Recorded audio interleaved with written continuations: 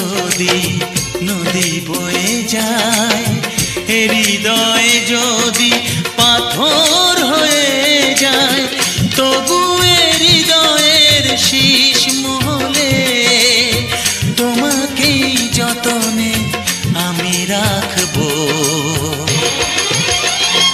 ভালোবাসো আর নাই বাবাসো, আমি তোমায় ভালোবেসে যাব।